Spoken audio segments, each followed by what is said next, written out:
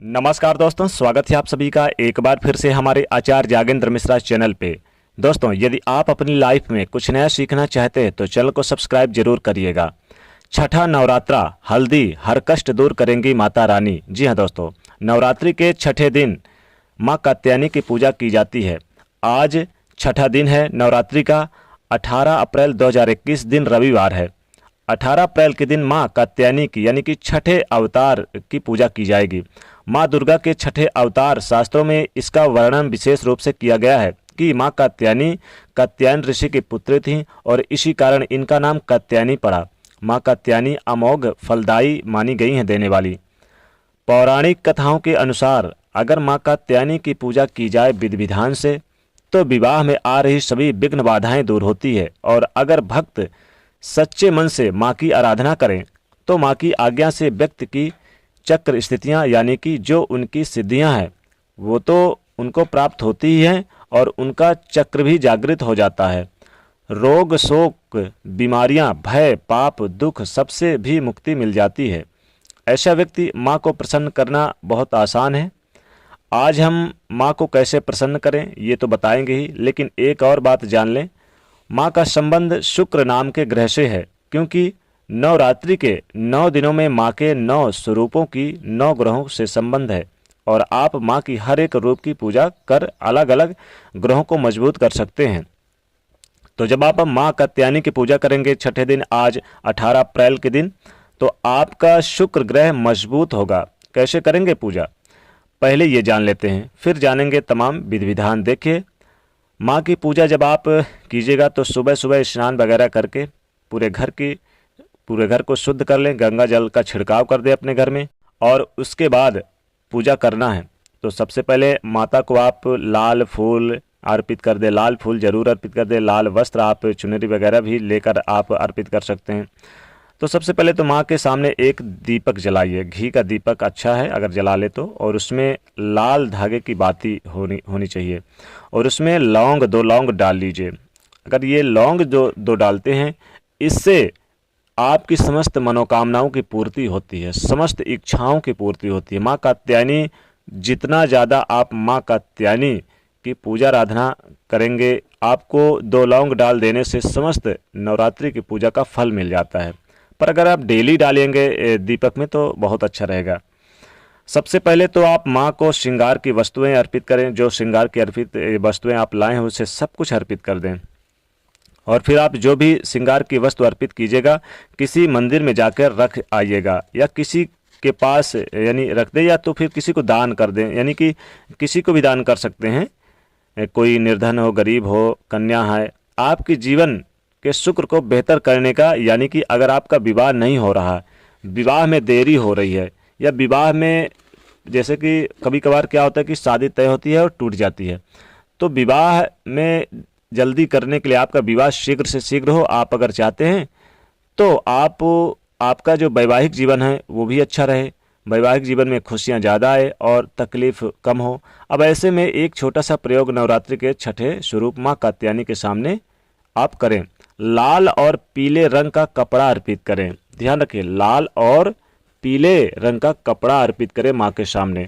तो आपके, और उसमें अगर आप चाहें तो थोड़ी सी, जैसे देखिए, जब आप पीले रंग का कपड़ा करेंगे तो पीली हल्दी बांधकर आप अर्पित कर दें, थोड़ा सा अर्पित करें, एक कोने पे बांध दें, और इसे यूं ही पड़ा रहने दें। और शाम के समय यानी कि अगले सूर्योदय से पहले, क्योंकि छठा नवरात्रा पूरा दिन और रात चलता ही है और हर एक नवरात्रि चलते हैं, तो आप सूर्योदय से पहले इस हल्दी को लेकर एक कागज में बांध के अपने अलमारी वगैरह में रख दें, या अपने कीमती जगह पूजा स्थान पे भी रखा रहने दें, तो जीवन की समस्त मनोकामनाओं की पूर्ति होती है। तो ये हल्दी जरूर आप कपड़े पे बांधें, तो कपड़ा जरूर अर्पित करें, लाल और पीला कपड़ा। अब चूंकि यहाँ पर शुक्र ग्रह भी इससे मजबूत होता है और वैवाहिक जीवन में सुख और शांति मिलती है। अब मान लीजिए आपके जीवन में बहुत सारे कष्ट है, दुख तकलीफ है, सभी कष्टों से संकटों से मुक्ति चाहते हैं, तो क्या करेंगे। देखिए, माता को आप जब यानी कि पूजा आराधना करते हैं, पूजा आराधना करने के बाद क्या करें कि आप अपने घर में एक यानी कि दीपक जला लें। और दीपक का किसका जलाएंगे, यानी कि कपूर का जला के उसमें लौंग उसके पास ही उसमें मतलब रख दें, टच होना चाहिए, और पूरे घर में दिखाएं तो इसमें निगेटिविटी जो ऊर्जा है वो भी बाहर चली जाती है। अब मान लीजिए घर में आपके बहुत ज़्यादा कष्ट या परेशानियों का सामना, आप चाहते हैं कि जीवन में सुख शांति बने, तो आप क्या करेंगे, आप जब छठे नवरात्रि के दिन नहाएं तो थोड़ा सा नहाने के पानी में हल्दी ज़रूर डाल लें। हल्दी का प्रयोग ज़रूर आप करना ना, बिल्कुल ना भूलें। आप चाहें तो हल्दी और गंगा जल मिला के पूरे घर में छिड़काव करें तो इससे पूरा घर शुद्ध हो जाता है।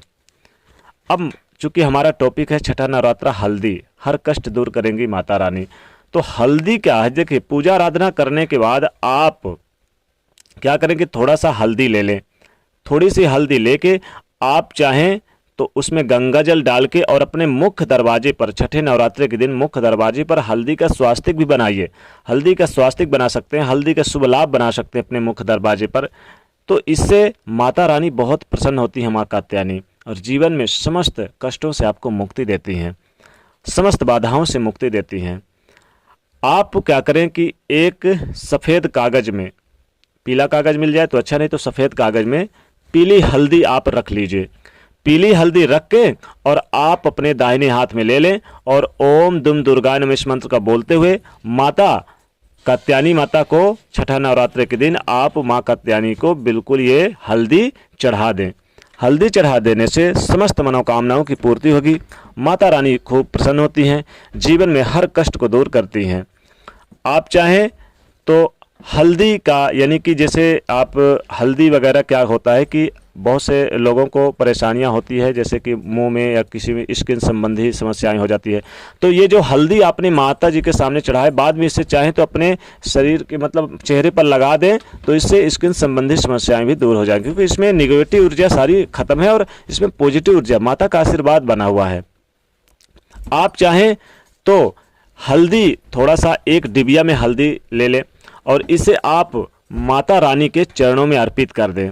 हल्दी जब आप अर्पित करेंगे तो हल्दी विशेषकर ध्यान रखिएगा, हल्दी को आप थोड़ा सा उठाकर चाहे तो आप अपने यानी कि पूजा स्थान से आप शाम के समय ले लें और इसे अलमारी वगैरह में रख दें, तो इससे समस्त मनोकामनाओं की पूर्ति होती है, माता रानी खूब प्रसन्न होती हैं।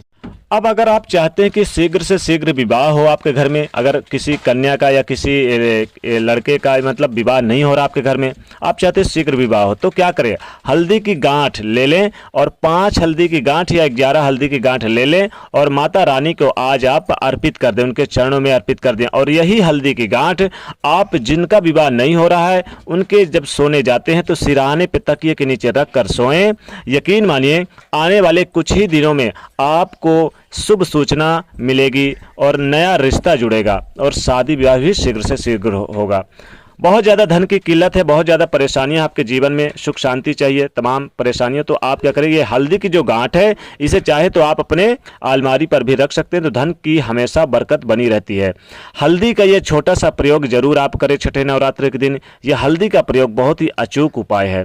आप चाहें तो जब किसी मनोकामनाओं की पूर्ति के लिए, किसी इंटरव्यू के लिए, किसी बिजनेस व्यापार की शुरुआत करने के लिए जा रहे हैं, तो यह हल्दी का गांठ जो ने आपने अलमारी पर रखा हुआ माता जी का प्रसाद के रूप में, इसे आप अपने पॉकेट में या एक सफेद कागज में बंद करके आप जाएं तो आपको इंटरव्यू में सफलता मिलेगी, नौकरी जल्द लगेगी, बिजनेस व्यापार आपका चलेगा। यानी कि अगर विवाह के लिए आप जा रहे हैं, किसी मान लीजिए कन्या का विवाह ढूंढ रहे हैं और लड़का नहीं मिल रहा है, तो आप क्या करें कि आप अपने जेब में इस हल्दी की गांठ को ले लें, माता रानी के जो प्रसाद के रूप में आपने चढ़ाया, ध्यान रखिए जो चढ़ाया वही लीजिए, दूसरा मत लीजिए, उसको आप अलमारी में पहले रखा हुआ, जब आप शादी विवाह ढूंढने जाएं तो इसको ले लीजिए, हल्दी की गांठ अपने जेब में रख लीजिए, एक कपड़े में चाहे पीले कपड़े में बांध के या कागज में लपेट के ले लीजिए, और जब आप जाएंगे तो जल्द से जल्द आपको लड़का यानी विवाह के योग मिल जाएगा और जल्द यानी कि सब कुछ ठीक ठाक हो जाएगा, तो विवाह भी जल्द हो जाएगा, यानी कि जल्दी से फिट हो जाएगी शादी।